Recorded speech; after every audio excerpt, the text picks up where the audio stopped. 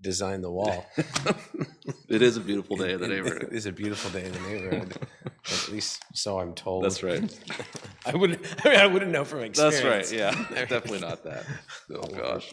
All of our listeners think they caught us in the middle of like off script. Well, we are off script. We are, but we know we're on air as well. We are aware of that. Yes. So, how you doing?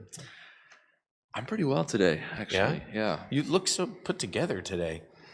I don't know. I mean, you either have casual Andrew, where you look like you just came from Berkeley, or then there's this version, which is Sunday like morning. it's like, oh man, were you actually tried today? Were you working at the Mormon Tabernacle today? Yeah, doing my internship at trying to get my. Never mind. I'm not going to say that. No, it's a little bit of a strange. I'm a bachelor this weekend, so that's kind of different. Oh yeah, the wife's visiting family. Wife's visiting family with the boy. That's great. So what are you gonna do? I don't know. You have no idea, do you? I don't. You have no clue. When's the last time you've been alone? Like that? I don't know. Yeah, exactly. I actually don't This is actually This is good for you, in my opinion. Yeah, this is good for you. Yeah, I think so. Get a hobby. Do something. So that's normally I don't. I just fill the vacuum of no hobby with duty. Yeah. Right. just this duty and obligation. That's responsibility. My life. Yeah. And then when somebody leaves and you're like, "Ooh, I don't have a life." No, Juliana, like all week has been like, you need to find things to do. Like you can't just sit in like your immediately, room and, like stare at the wall. Yeah, I bet you she'll let you come have a cigar even if you want. Maybe. Because she won't be around to smell That's it. right. Yeah. Which is her big hang up. Yeah. Yeah. So, anyways, I don't know. So we'll see. We will see. Yeah. All right. So we're talking about the human genome. Gene editing. Gene editing. So I brought like my authentic. If you hear crackling in the background, it's because instead of an iPad, I brought an authentic newspaper with what? A real one. I didn't say a single word. You can't possibly be responding to this the same way my kids are. No. Faith caught me reading this the other day and literally mocked me relentlessly for an hour. I was reading on a scroll. That's right. Come on, man. I'm an old soul. I could appreciate it. What paper is it, if you don't mind me asking? So this is the Wall Street Journal. Cool. And there's literally this huge expose on gene editing. So this biochemist at Berkeley, Jennifer Doudna, she had developed this innovation that tricked bacteria, the same kind of bacteria that's used to like fight off viruses, right, which is very relevant today for us, by the way. Totally. They tricked it in a way that they could now edit it and edit certain things out. So then this Chinese scientist kind of like hijacked her work, and they gave birth to the first designer babies in China, which was they edited out the receptors from the gene that allow you to contract AIDS. Wow. So of course, the first reaction is like awe. Right. And then the second reaction is like, oh. Yeah. Like, wait a minute, where does this lead us? Yeah. Because like there's all kinds of now very interesting moral implications. So it's a real comfortable topic if we're talking about like editing out blindness out of a baby's, genes, right, or DNA, editing out deafness, editing out, sickle cell, editing out, but now but where can that go? Yeah. Well, that can go to, how about 15 more IQ points? Yeah. How about we edited out the thing that makes you short? Right. Or the thing that makes you fat? Yeah. Or the thing that makes you stronger or whatever. So now we're going down that slippery slope. Yeah. And the interesting thing is part of this article, they're like, well, that's not a problem. People should be allowed to do that. Okay, who do you think's going to have access to this thing? So, It's going to be a bunch of wealthy white people. So now we've got an equity problem as well as a income problem, yeah, and a moral problem. I don't know. yeah. So did you read much about this? Not too much. I kind of wanted to like hear where you were coming from with it. And here's as you're sharing this, here's immediately what comes to mind. Shoot. Has anyone ever seen a superhero movie? Yeah, I know. This Right, is exactly how it starts. That's right. This is exactly how the first supervillain comes into power. Totally. Yeah. And it's rife with ethical issues. And Yeah. you tapped on the two Yeah. that were first in my mind Yeah. as I pondered this, which was equity of access, which Yeah. is not. There's no way. There are going to be people. We can't even get equity with a vaccine rollout. No. And you think that this thing is going to be like fairly accessible across all incomes and racial boundaries? No. Not a chance. All these, people who live in rural areas or tribes who live in certain parts of the world are not going to have. Arguably, they have less access to modern medicine, so perhaps they should have more access to something like this to eliminate the possibility of disease. When I was reading the editor, I just kept thinking this, and then it gets said by the writer, who's Walter Isaacson. This is what Hitler was trying to do. Well, yeah. So eugenics comes to mind. Yeah, and they didn't have the technology. To do tell me this. more about this technology.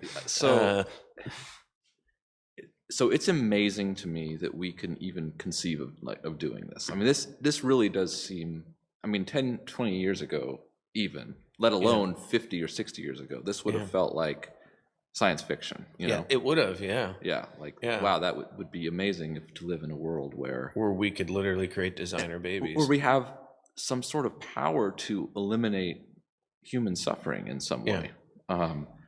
The problem is you're dropping that into a world of people who don't have pure intentions. Well, yeah, and as people who are limited in time and space, we don't know what dominoes we're tipping when we start tampering with this kind of stuff. Like so I'll give you a practical example and a spiritual example. Yeah. Like the practical example is if you edit out, for example, sickle cell. Mm-hmm. Well, the people who have sickle cell also have a higher resistance to malaria. Mm-hmm. So by editing out the sickle cell, you now make them more prone to they're more able to catch malaria. Yeah. So without even knowing it or intending it, you could edit something out and actually cause their death down the road without knowing it. Yeah. On a practical level. Yeah. And then on a spiritual level, like most people I think at our church know the story about my son, but like if we're just purely praxis thinking this, if I would have edited out my son's cerebral palsy, I don't become a Christian. That's right. At least in a praxis-driven world. Right. You know what I'm saying? In an if this, then that world. Yeah, totally. So would be interesting to see after doing this how these people grow. Yeah. Like, are there any side effects? You mean? I don't know. I'm not. Yeah. I got a degree in biology, but it was a long time ago. That doesn't really count. And I just read newspapers. That's right. So I don't really. We're not exactly the experts on this sort of thing, but it does. The genome is incredibly complicated, and I'm not at all dismissing the amazing work that's been done in that field, which is incredible. And I did study some of it in school. But when you start tinkering around with stuff like this, it's like our Babel in some ways. Yeah. And I'm worried about what God's going to do to bring this Babel bring it down. back. Yeah. There's this great story that I kind of want to use to lead into how we can, talk about the gospel. Yeah. And the story in here is about a young man named David Sanchez. Okay. Mm-hmm. He's a black teenager in California. Mm-hmm. Who loves to play basketball except when his sickle cell disease makes him double over in pain. Mr. Sanchez, and I'm quoting now from the newspaper, is one of the stars of Human Nature, a powerful 2019 documentary about CRISPR, which is now on Netflix, incidentally. My blood just does not like me very much, I guess, he says. So a pediatrician and gene editing pioneer named Matthew Porteous at Stanford University has been helping to treat Sanchez, and says to him things like, maybe one day with CRISPR, they could go in and change the gene in the embryo so that the kid, when it's born, doesn't have sickle cell at all. So then Mr. Sanchez's eyes light up. I guess that's kind of cool, he said, but then he paused. But I think that should be up to the kid later. Man. Okay, now this gets interesting. Yep. Asked why, he reflected for a moment and continued slowly. There's a lot of things that I've learned having sickle cell. Yeah. I learned patience with everyone and how to be positive in all circumstances. But would he like to have been born without sickle cell disease? That's the next question. Again, he pauses. No, I don't wish that. I don't think I would be me if I didn't have it. Man, a lot of levels to that. Holy smokes. Jeez, man. And then the writer of the article goes on to kind of be like, oh, that's actually admirable, but we all know what you would really do. We all know what's best for him. Yeah, we all know what's best for you. Despite his naivete or whatever. Yeah. Wow. There's a lot there. There is a lot. And so I was just thinking, like, last week we're talking about, like, the environment. How do we make this place more like Eden? Well, now we're on a subject that's like, now how about ourselves? Yeah. How can we get back to Eden, which I think is where this is leading us, by like starting to, bring us back closer to Adam and Eve. Totally. Yeah. Well, it's such an interesting paradox too, because there's probably people who do have sickle cell. Many, I would say, perhaps I would venture to say most, who would disagree with him. Yeah, and probably. would say, that kid's crazy, and if I could have a life without this, I would 100% choose that. And it's easy for us to sit back not having that sort of a disease, and say, try to be objective about it, and there's but on the flip side of that, it's there is this side to him. He's using identity language here. But he's actually describing a pretty good view of sanctification. Without actually talking about sanctification. Because like someone in my men's group last night was sharing their testimony, and they were talking about this hard thing that they went through in their life. And he almost said the same thing. If I had to do this over and I could not go through this incredibly awful, terrible, painful thing, and I also have to give up who it has made me to be, I don't think I could give up the awful, terrible, horrible thing, which is similar to what I've said about my own, injury that I had back in 2010. And so he's describing sanctification, that pain and suffering. We don't want those things, but they're often a necessary instrument and ingredient to us becoming more like Christ. Now I agree with that, but I think a counter argument would be, if we can create a world where we can eradicate AIDS from the onset, isn't that the higher good? Yeah, it is a fascinating question. But the problem with is again, because we're limited in time and space, we don't know what dominoes we're tipping. We may be creating more terrible things by editing out this one terrible thing. This is such an interesting, because we talk about common grace, right? Which is, despite your relationship with God and Christ, there are things that we have in this world that none of us deserve, but that help humanity. Like ibuprofen, or coffee. That's right, exactly. Coffee is available to anyone, not just Jesus followers. That's right. To make your day better. Yeah, exactly. To make your day. That's common grace. That's right. And so much of medicine is so clearly common grace. Yeah. And there's a few issues like this one, though, where it starts to feel like there's this like gradient now. Yeah. In the black and white of abortion, that. things like that. Exactly, yeah, where it's like, okay, now we're using this power we have to not heal the world, but like manipulate the world a little bit. It's like a Prometheus effect. Yeah. And that's when it's so interesting, because normally it's like there's advancements in medicine, and I would say 90+% of them are usually celebrated. I mean, we were able to develop and distribute a vaccine in less than a year, which is without using fetal cell lines, which is amazing, right? Which is incredible. We're going to read about that in history books, right?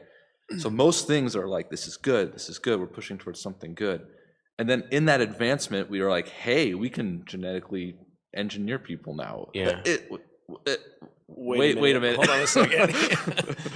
and it's like, well, look, before we get to making Captain America. That's right. But look at all the things we can eradicate by doing that. And so it's so critical for us to be critical thinkers, for lack of a better word there, and say, wait a minute, what are we actually signing up for?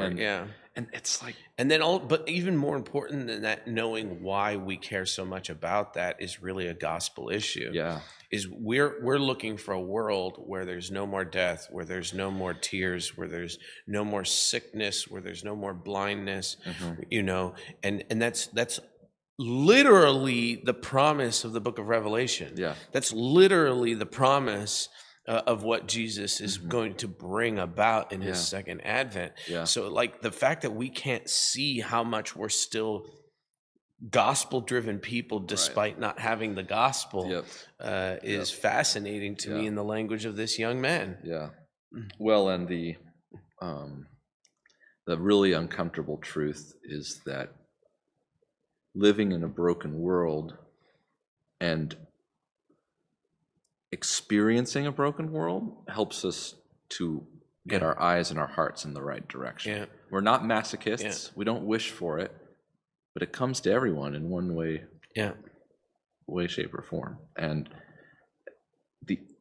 it's an admirable desire to eradicate this, but at the same time, those people who may be born without this one receptor for AIDS, perhaps, they're still the rest of life they have to deal with. Yeah, it's true. So, and you don't know what domino you tipped by editing that out, just because we're not God. Yeah. Well, God designed human beings in a very specific way, in an albeit imperfect place and fallen world. Right. But we start playing God with editing people's DNA. We have no idea what dominoes we're tipping. Yeah, and there's something to be said, like, I think it was that Bradley Cooper movie, Limitless. Did you see that? Oh yeah, it was like pill. You take the pill. Takes the pill, and he like becomes this super genius. And like, there's something to be said about the limitations that humanity has. That's when you start to try to eliminate those, that usually goes in unhealthy places and directions. Yeah, limitations are extraordinarily important to us as human beings. And everything we see in the Bible where humans try and move past their limitations, God eventually intervenes. Yes. And it's usually awful. Yeah. Not because God is awful, but because we are. Yeah. And it's, one of Satan's great lies is that the life is outside the limitations, right? I mean, whether that's things that God commands us to do, or the way he structured the world, or relationships. That was Eden. That's right. Life's not here. This garden's too small, baby. Right. There's a whole world out there. Right. Yeah. God's holding out on you. He doesn't want you to be like him. And so, anyways. Did you watch the Golden Globes? I did not. No. Neither did I. Apparently, a lot. Apparently, of people, no one did. Apparently, that's no what one I want did. to talk about. It's like, what was it, a 60% decline? Yes, it was. So I did not. I always have a vague interest, though, in like award season. It's very peripheral. I have people in my life who care about them, and then I kind of get all my info from them, basically. My daughters and my wife will like be interested in like red carpet stuff sometimes, but there was like none of that this year. No, and so I didn't even know they happened until you sent me the article. Yeah, that's the thing. Is it's one of those. I think COVID has done this to a lot of things where it's like, oh, that's happening? Yeah. I thought that was canceled too. Yeah. Okay. So I saw this week that the Golden Globes happened. And yeah, there was plummeted more than 60%, the ratings did. I guess the Emmys were really bad too. Oh, really? Like really bad. Yeah. 18.3 million viewers watched last year. This time was 6.9 million. Oh my gosh. Which is really bonkers. low. Yeah, I mean that's like cliff dive. Yeah, totally. Yeah, lowest since NBC acquired the broadcast rights in the 1990s. So I want to ask you. I have my own theories, which I will share eventually. But I would like you to tell me what you think happened. Why did this happen this year? And don't just say COVID. It has to be more involved in that. All right. I think two things. Yeah. I think one, I think people are. So I think to a lesser degree, I think people are sick of politics right now, and those things tend to be extremely political. I hadn't thought of that one. That's good. Yeah. And so I think that they're just kind of sick of a bunch of rich Hollywood elites telling us everything's going to be awesome. Yep. At least that's how I feel. So maybe it's there's got to be other people. Well, at least what's 18.3 minus 6.9? Yeah. That many people agree with you, probably. Yeah. And then the other thing I think that's happening is like I spent all year on Zoom. Man. I really don't want to see like Zoom Golden Globes, which is what I heard it was. Yeah. So that's the thing. It's like, so apparently one of the big, things was that there were a number of tech glitches. Like, oh, there was? Yes. Okay. And so it's, and they tried so hard, right? I mean, they got Tina and Amy to host it. Like, there's no better duo to like try to host it. And one was on one coast and one was on the other. They were super creative, but like even that, it's like I don't want to like sit on my couch by myself without anyone else. Yeah. And watch like a Zoom meeting. Yeah, like, I don't. That's my work week. I don't. Not only that, I'm watching like some of these shows on TV, and like I saw a commercial for like, I don't know, it was like Chicago Fire or something like that, and like everyone in the show was wearing masks. Yeah. And I'm like, I don't want to see a show where everybody's wearing masks. That's right. I'm dealing with that in my regular life. Please stop right now. Oh yeah, more of that. I want some more of that. No.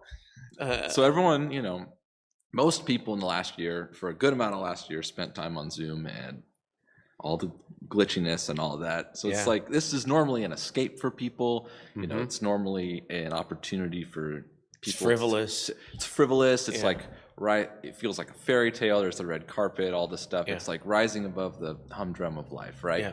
And that's immediately brought all the way back down when there's tech glitches. Another highlight of this year was that there was very little fanfare, no red carpet. So that's however many people that is. You're just watching a bunch of Hollywood people hand themselves trophies. Basically. Yeah. And the other thing was over Zoom. And a lot of them were at home. Where was it? Jason Sudeikis, who was in Ted Lasso, which is a show. I haven't seen it yet. But he accepted his award in a sweatshirt from his home. So he wasn't dressed up or anything? No, he wasn't. He just had a sweatshirt on. It was like, why would we watch that? It's like, I can't think of a more depressing, like. This sounds awful to me. So I think we're painting a picture here of probably why. So what are the Oscars going to learn from this is what I want to know. Well, that was what these articles were alluding to. I think one of them said, I didn't get it, but it was like that thumping sound you hear is the heartbeat of Oscar executives or the Academy, whoever it is, like trying to scramble and figure out how are we going to make it not be that. And I don't know how they can. So I don't know either, man. I don't know what they were going to do because number one, they have to come up with something that's consistent with their own worldview. Mm-hmm. And then number two, it's just like, unless you're going to do some big giant thing outdoors, I don't know how you're going to do it in a way that you're even going to be allowed to do it. Right. I don't know. The other big thing this year too was that I think there's something very ritualistic about going to go see a movie, like and like Well, for me, it was a big part of my life. I Totally. went to a movie maybe at least once a week until the pandemic Yeah, happened. absolutely. I was I a mean, big movie buff. totally. And Yeah. it's either by yourself or you grab Yeah. a friend or two and you go and there's like this whole part of it. And then you watch it together, and then on your way out, you dissect it. That's right. That's exactly right. Yeah. So they're still pumping out movies, but they're being released on streaming platforms. And so it's taking away from the experience. Right. Right? Because I think people are also kind of getting sick of their Netflix queues. Yeah. Yeah, because I actually remember that happening earlier in the pandemic. There was all this discussion about like, well, so what if like movie theaters are going out of business? Like, do we really need them anymore? I think we're learning the answer is yes. I think in the beginning, everyone was like, you know what, you're right. Let's cut out the middleman. And yeah, this is a much more efficient way of doing things. But man, it's not the same. It's not. It's like I cannot watch. I'm just sick of my Netflix queue. I want to go, because the movie theater to me is an experience, not just the screen size, but the experience of going out to a movie. It's like dinner and a movie. Oh man, I can't wait. I know, it's gonna be amazing. It's gonna be amazing. That's so. I'm not as.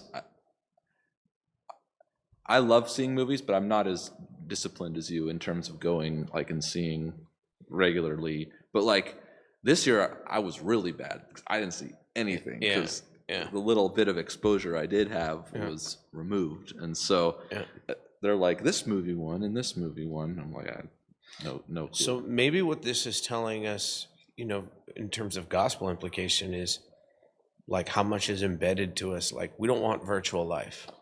Yeah. We want life. Yeah. We want the real thing. And really, I think what was so interesting to me is I remember as a younger man watching these shows and seeing the beautiful people of the world and being like, man, they have it all that's the life. Like they have it all together. That's like, right. They look amazing. Glitz, glam, they're sexy. with people who look amazing, and they're having this great night together, and they're winning awards. Totally oblivious to all the politics and stuff behind it. But I think this just goes to show that even Hollywood doesn't have the shine that it once did. At least not right now. It certainly doesn't. You know, it's still proof that all that glitters is not gold, and that as untouchable as some things seem, if things are bad enough, if things are hard enough, eventually the sin of a broken world creeps into the most. Well, the Bible talks about shadows and type figures, and and I think what this is at least saying is like we're tired of shadows and type figures, at least right now, especially. Yeah, like we want substance and something more real right now. Yeah, and then so even pre-pandemic, that's what the gospel is getting at. Is like everything that you're throwing yourself into is just shadows and type figures. Yeah, you're looking for the real thing. The real place is heaven. Yeah, the real thing is eternal life. And the real source is Christ himself. Right. So like everything else is a shadow or type figure that brings us joy. It doesn't mean we can't enjoy them. Right. It just means that they're type figures or shadows. Yeah, exactly. And I think that's what this is. It's an indictment against the shadow. Yeah. We're done with virtual life. Right. Right. Well, and when the production is like broken up like it was here, it's not this like seamless thing. It's like, you would think Hollywood would figure out a way to do this amazing. Well, that's what I just assumed it would be like they'd have their best, But even I just think it can be summarized. Even Hollywood is subject to Zoom glitches. Yeah. They must have been zooming in from your place. Yeah, I think it's probably. Yeah, it actually was in my backyard. Yeah, was it? Yeah, totally. That's what I thought. Yep, that's right. We had a red carpet all the way through the house. Yeah, it was, dude, your place is the worst. It's the worst, man. I don't know what it is. It's just me too, as you know. So Nathan is definitely playing a joke on you. Yes, he's just telling you. That's my opinion. Yeah, man. I don't know. It's there are people fired, I'm sure, over that. Yeah, which is too bad. But well, and I think. Maybe we'll talk about this at some point in the future, but like I think now we're starting to see states say, hey, we're open, back to life as normal. Like you're starting to see that happen this week. Yep. Which is like bonkers in my mind. I don't mean bonkers as in you people are dumb. I just mean bonkers to process any place that's living life normally. Yeah. that's going to create more of this longing and getting sick of the shadows and the type figures in other places. Yeah, for sure. So it's like the vaccine was like, I said that was the next big argument. It clearly has been. Right. Maybe the one that follows the vaccine is like, when do we get to go back to life as normal? Maybe that's the next big fight after the vaccine. For sure. Because I think people want something that feels like life. Yeah. Not just kind of like life. Yeah. Yeah, all that stuff that kind of sufficed early in the pandemic is like, it just doesn't hold anymore. You know? And people are just like, this isn't real. Yeah. And we just have to remember as thinking Christians that that's what the gospel promises. Yeah. Life. Right. Like real life. Yeah. Like total, like lots of flourishing this side of Eden, and like complete flourishing the other side. Yeah. And so, so I think we just need to hold on to that. Yeah. Well, and it just so affirmed what the Bible already said, which is like, hey, tech is helpful. Tech can be a common grace. Like all these things are good. And hey, like, our church is exhibit A of like utilizing that and being thankful for it. But it's not enough. It's not life. It's not it's not a true substitute. It's not a true substitute. Yeah. And I think everyone's feeling that. Even as techie as the world is right now, we're all like, enough of the screens. Like, I want to see and touch people, and I want to go and do things in the world with people. Amen to that. Yeah. Let's stop there. See you guys next week. All right. See ya.